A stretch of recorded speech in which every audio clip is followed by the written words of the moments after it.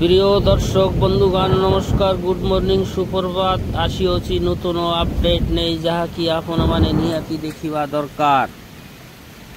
ଦର୍ଶକ ବନ୍ଧୁଗଣ ଆଜିର ମୁଖ୍ୟ ଖବର ହେଲା ବଙ୍ଗୋପସାଗରରେ ସୃଷ୍ଟି ହୋଇଥିବା ମନ୍ଥା ନାମରେ ଘୂର୍ଣ୍ଣିଝଡ଼ଟି ଗତକାଲି ଆନ୍ଧ୍ର ଉପକୂଳରେ ଗଭୀର ଅବପାତ ନେଇ ସାରିଅଛି। ସନ୍ଧ୍ୟା 8 ଘଣ୍ଟାରୁ 10 ଘଣ୍ଟା ମଧ୍ୟରେ ନେଲୋର, ମଛଲିପଟ୍ଟନମ ଓ କାକିନାଡା, ହାଇଦ୍ରାବାଦର ଉପକୂଳ ଅଞ୍ଚଳରେ ପ୍ରବଳ ଝଡ଼ ତୁଫାନ, ବର୍ଷା, ଝଟକା ପବନ ବହି ସାରିଛି। ପରିସ୍ଥିତି ସେଠାକାର ଖରାପ ବୋଲି ଅନୁମାନ କରାଯାଉଅଛି। ପ୍ରିୟ ଦର୍ଶକ ବନ୍ଧୁଗଣ, ଆଜି ଓଡ଼ିଶାର ମେଘ ବିସ୍ଫୋରଣ ସୁଯୋଗ ଶବ୍ଦ ଅନୁଅଛି। 29 ଓ 30 ତାରିଖ ଅକ୍ଟୋବର ପାଇଁ ଆଇଏମ୍ଡି ଜାରି କରିଛି ରେଡ୍, ଅରେଞ୍ଜ, ୟେଲୋ ଏବଂ ଗ୍ରୀନ୍ ଜୋନ୍ ବିଷୟରେ। ଦର୍ଶକ ବନ୍ଧୁଗଣ, ଆପଣମାନେ ଦେଖୁଛନ୍ତି ଟିକେ ଓଡ଼ିଆ ନ୍ୟୁଜ୍ ଚ୍ୟାନେଲ୍, ଆପଣଙ୍କୁ ସ୍ୱାଗତମ। ଆଜିର ମୁଖ୍ୟ ପାଣିପାଗ ସମାଚାର। 29 ଅକ୍ଟୋବର ବୁଧବାର ଦିନ ଓଡ଼ିଶାରେ ଅତ୍ୟଧିକ ବର୍ଷା, ବଜ୍ରପାତ ଓ ବନ୍ୟା ସତର୍କତା ଜାରି କରାଯାଇଅଛି। ଦର୍ଶକ ବନ୍ଧୁଗଣ, ଆଜି ଓଡ଼ିଶାର 19ଟି ଜିଲ୍ଲାରେ ପାଇଁ ୟେଲୋ ଆଲର୍ଟ ଜାରି ହୋଇଛି, 6ଟି ଜିଲ୍ଲା ପାଇଁ ଅରେଞ୍ଜ ଆଲର୍ଟ ଜାରି ହୋଇଛି ଏବଂ 5ଟି ଜିଲ୍ଲା ପାଇଁ ରେଡ୍ ଆଲର୍ଟ ଜାରି ହୋଇଛି ଆଇଏମ୍ଡି ତରଫରୁ। ଦର୍ଶକ ବନ୍ଧୁଗଣ, ୟେଲୋ ଆଲର୍ଟ ଜାରି ହୋଇଥିବା 19ଟି ଜିଲ୍ଲାକୁ ହାଲୁକାରୁ ମଧ୍ୟମ ବର୍ଷା ସହିତ ବଜ୍ରପାତ ହେବାର ସମ୍ଭାବନା ରହିଛି। ମୁଖ୍ୟତଃ ଭାଗରେ ଶୁଖିଲା ପାଗ ରହିବ, ମେଘୁଆ ପାଗ ରହିବ। ସକାଳ ସମୟରେ କୁହୁଡ଼ି ଦେଖିବାକୁ ମିଳିବ ଓ ଥଣ୍ଡା ଅନୁଭବ ହେବ ବୋଲି ଅନୁମାନ କରାଯାଉଅଛି।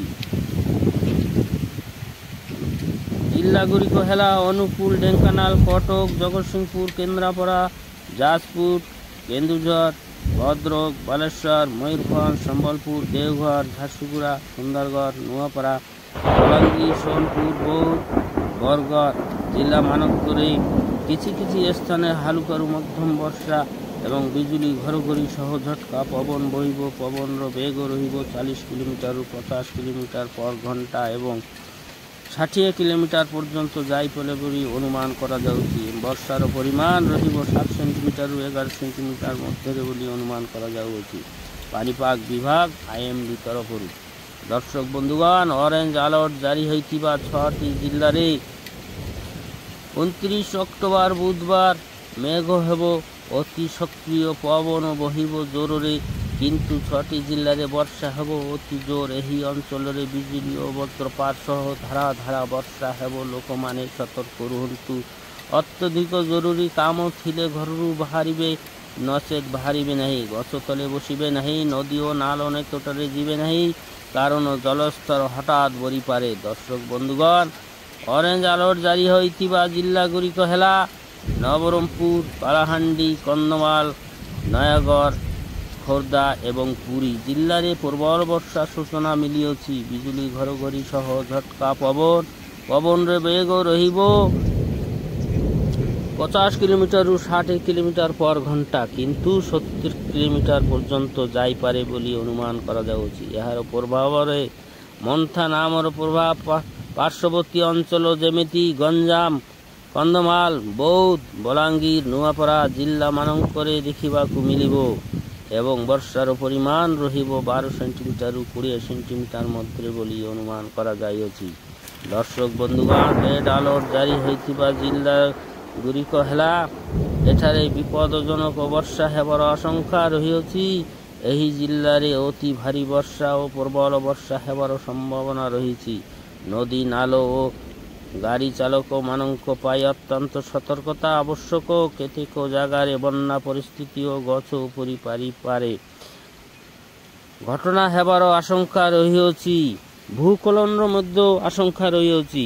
ଏମିତି ରେଡ୍ ଆଲର୍ଟ ଜାରି ହୋଇଥିବା ଜିଲ୍ଲାଗୁଡ଼ିକ ହେଲା ମାଲକାନଗିରି, କୋରାପୁଟ, ରାୟଗଡ଼ା, ଗଜପତି, ଗଞ୍ଜାମ ଜିଲ୍ଲାରେ ପ୍ରବଳରୁ ଅତି ପ୍ରବଳ ବର୍ଷା ହେବ। ବିଜୁଳି ଘଡ଼ଘଡ଼ି ସହ ଝଟକା ପବନ ବହିବ। ପବନର ବେଗ 60 କିଲୋମିଟରରୁ 70 କିଲୋମିଟର ପର ଘଣ୍ଟା ଏବଂ ବର୍ଷାର ପରିମାଣ 20 ସେଣ୍ଟିମିଟର ପର୍ଯ୍ୟନ୍ତ ହେବ। ମନ୍ଥା ଘୂର୍ଣ୍ଣିଝଡ଼ଟି ପ୍ରଭାବପୂର୍ଣ୍ଣ ପାର୍ଶ୍ୱବର୍ତ୍ତୀ ଜିଲ୍ଲା ଯେମିତି ଗଞ୍ଜାମ, ଗଜପତି, ରାୟଗଡ଼ା, ମାଲକାନଗିରି, କୋରାପୁଟ, କଳାହାଣ୍ଡି, ନବରଙ୍ଗପୁର ଜିଲ୍ଲାକୁ ଦେଖିବାକୁ ମିଳିବ। ସତର୍କତା ଓ ପରାମର୍ଶ। ଗଛ ତଳେ ରୁହନ୍ତୁ ନାହିଁ। ବଜ୍ରପାତ ସମୟରେ ମୋବାଇଲ ଓ ଧାତୁ ବସ୍ତୁ ଦୂରରେ ରଖନ୍ତୁ। ନଦୀ ନାଳ ପାଖକୁ ଯିବେ ନାହିଁ। ଆବଶ୍ୟକ ସାମଗ୍ରୀ ଓ ଖାଦ୍ୟ ପୂର୍ବରୁ ସଞ୍ଚୟ କରି ରଖନ୍ତୁ। ବିଦ୍ୟୁତ୍ ତାର ପଡ଼ିଥିବା ସ୍ଥାନକୁ ସେଠାକୁ ଯିବେ ନାହିଁ ବୋଲି ଅନୁରୋଧ।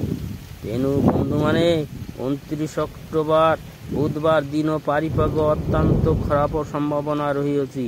ସମସ୍ତେ ଘରେ ସୁରକ୍ଷିତ ରୁହନ୍ତୁ ଓ ସରକାରୀ ନିର୍ଦ୍ଦେଶ ମାନନ୍ତୁ। ଦର୍ଶକ ବନ୍ଧୁଗଣ, ଏବେ ଦେଖିବା ଆଗାମୀ ଦିନ 30 ଅକ୍ଟୋବର ଗୁରୁବାର ଦିନର ପାଣିପାଗ ଖବର।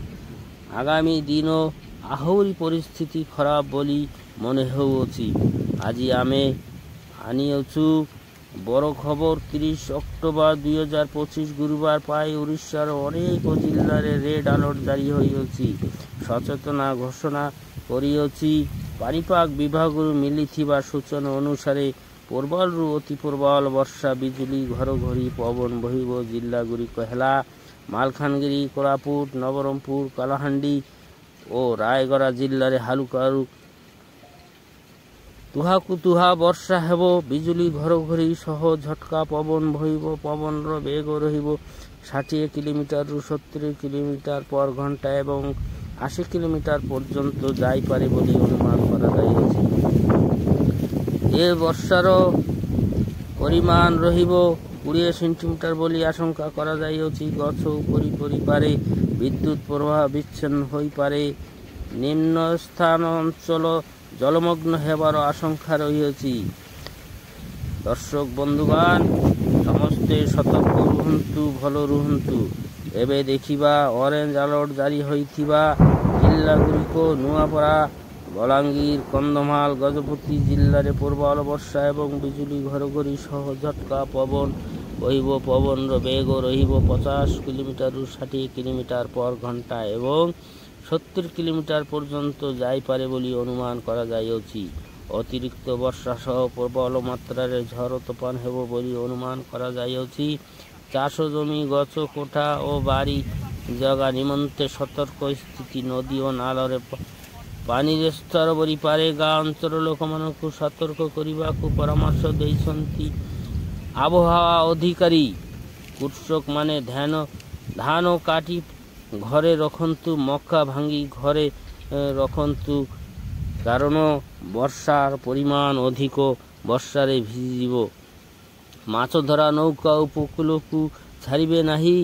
ଲୋକମାନେ ଆବଶ୍ୟକ ସାମଗ୍ରୀ ମହଜୁଦ କରି ରଖନ୍ତୁ। ବିଦ୍ୟୁତ୍ ଖୁଣ୍ଟି, ଗଛ ଓ ନାଳ ନିକଟକୁ ଯିବେ ନାହିଁ। ଏବେ ଦେଖିବା ୟେଲୋ ଆଲର୍ଟ ଜାରି ହୋଇଥିବା ବିଷୟରେ। 21ଟି ଜିଲ୍ଲାରେ ୟେଲୋ ଆଲର୍ଟ ଜାରି ହୋଇଅଛି। ପାଗ ଶୁଖିଲା ରହିବ। ମେଘୁଆ ପାଗ ରହିବ। ସାମାନ୍ୟ ପରିମାଣରେ ବର୍ଷା ହେବ ଏବଂ ସକାଳ ସମୟରେ କୁହୁଡ଼ି ଦେଖିବାକୁ ମିଳିବ। ଥଣ୍ଡାର ଅନୁଭବ ହେବ। ଘଣ୍ଟେ ବେଳକୁ ଗରମ ଅନୁଭବ ହେବ। ଦର୍ଶକ ବନ୍ଧୁଗଣ, ଘୂର୍ଣ୍ଣିଝଡ଼ ମନ୍ଥା ସ୍ଥଳଭାଗ ଛୁଇଁ ସାରିଅଛି। ଗତକାଲି ସନ୍ଧ୍ୟା 8 ଘଟିକାରୁ 10 ଘଟିକା ମଧ୍ୟରେ ମଛଲିପଟ୍ଟନମ, ହାଇଦ୍ରାବାଦ, କାକିନାଡା, ନେଲ୍ଲୁରଠାରେ ପ୍ରବଳ ଝଡ଼ ତୁଫାନ ହୋଇଥିଲା। ଏହି ଜାଗାରେ ପରିସ୍ଥିତି ଭୟଙ୍କର ଖରାପ। ୟେଲୋ ଆଲର୍ଟ ଜାରି ହୋଇଥିବା ଜିଲ୍ଲାଗୁଡ଼ିକ ହେଲା ଝାରସୁଗୁଡ଼ା, ଦେଓଗଡ଼, ଅନୁଗୁଳ, ଢେଙ୍କାନାଳ, ନୟାଗଡ଼, ଗଞ୍ଜାମ, ଗଜପତି, କଟକ, ଖୋର୍ଦ୍ଧା, ପୁରୀ, ଜଗତସିଂହପୁର, ସୁନ୍ଦରଗଡ଼, କେନ୍ଦୁଝର, ମୟୂରଭଞ୍ଜ, ବାଲେଶ୍ୱର, ଭଦ୍ରକ, ଯାଜପୁର, କେନ୍ଦ୍ରାପଡ଼ା, ବୌଦ୍ଧ, ସମ୍ବଲପୁର, ସୁନ୍ଦରଗଡ଼, ବରଗଡ଼। ସାମାନ୍ୟ ବର୍ଷା ହେବ। ଓଡ଼ିଶା ପାଇଁ ଏହିଗୁଡ଼ିକ ସତର୍କ ସନ୍ଦେଶ। ଭିଡ଼ିଓଟିକୁ ସେୟାର କରନ୍ତୁ, ଯାହାଦ୍ୱାରା ଆଉ ଅନ୍ୟ ଲୋକମାନେ ସଚେତନ ହେବେ, ସତର୍କ ହେବେ, ସୁରକ୍ଷିତ ରହିବେ ବୋଲି ଅନୁରୋଧ। ଆମେ ଆପଣଙ୍କୁ ଆଗାମୀ ଅପଡେଟ୍ ଦେବା ଜାରି ରଖିବୁ। ଯଦି ଭିଡ଼ିଓଟି ଭଲ ଲାଗେ ତେବେ ଲାଇକ୍ କରନ୍ତୁ, କମେଣ୍ଟ କରନ୍ତୁ ଓ ଚ୍ୟାନେଲଟିକୁ ସବସ୍କ୍ରାଇବ୍ କରିବାକୁ ଭୁଲିବେ ନାହିଁ। ଗୋଟିଏ ସବସ୍କ୍ରାଇବ୍ କରିଦେବେ ଏବଂ ବେଲ୍ଟିକୁ ଅନ୍ କରି ଆମ ସାଙ୍ଗକୁ ଜଡ଼ି ହୋଇ ରହନ୍ତୁ। ଏହିଭଳି ନିଜ ଅଞ୍ଚଳର ପାଣିପାଗ ସରକାରୀ ସୂଚନା ସବୁଠାରୁ ପ୍ରଥମେ ଜାଣିପାରିବେ ଆମ ଏଇ ଟିକେ ଓଡ଼ିଆ ନ୍ୟୁଜ୍ ଚ୍ୟାନେଲ ମାଧ୍ୟମରେ। ଆଜି ପାଇଁ ଏତିକି। ଦେଖା ହେବ ଆଗାମୀ ଭିଡ଼ିଓରେ। ଦିନସାରା ଭଲ ରୁହନ୍ତୁ, ସୁସ୍ଥ ରୁହନ୍ତୁ, ମସ୍ତ ରୁହନ୍ତୁ ବୋଲି କାମନା କରୁଅଛି। ଧନ୍ୟବାଦ। ଜୟ ଜଗନ୍ନାଥ, ଜୟ ଜଗନ୍ନାଥ।